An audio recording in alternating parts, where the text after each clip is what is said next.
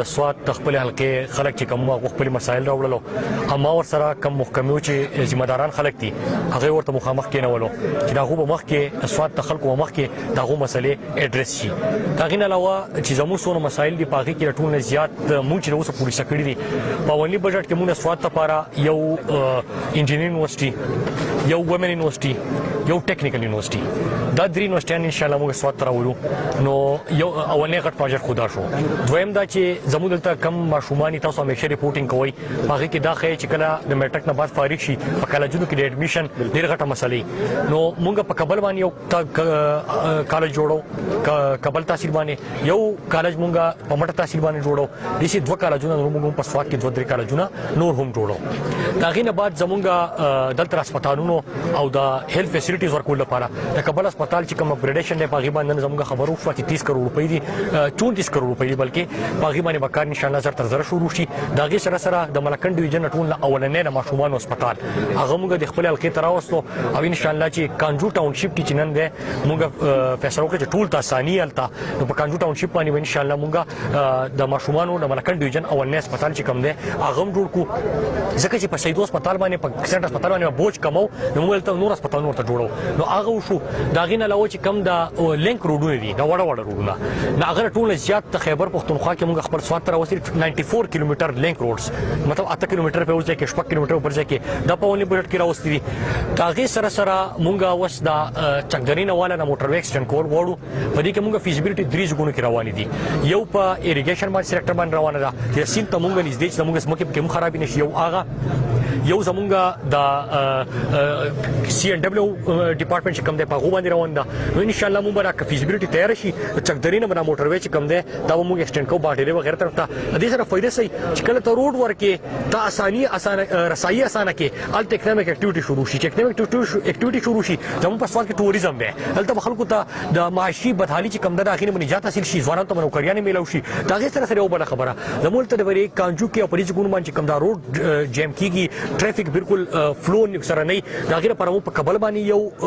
پول یو سره په نیمګولې باندې پولو دلته بر ټریفیک فلو چې کوم دا به ډیوایډ شي او مسلسل به کوم دا ټریفیک فلو باندې ودرېږي مسلسل به خلکو ته اساني پاږي کوم نو دې نور ډیر منسوبي راونی پروجیکټ راونی زموږ بجلی والا تاسو ته بیا دي تاسو مو سره پاږي چې تاکي په خپل باندې وي درار خور کې چې 31 میگا واټ بجلی چې کوم دا امو بل چا ګریډ تور نه کړه مخ پر سواد ګریډ سټیشن تور کړه سواد تراله دا غي سره په دویم فیز کې زموږ مټیلتان والا چې کړه تیار شي 84 میگا واټ هغه ان شاء الله موږ په سواد کې لګاو په سواد کې به استعمالو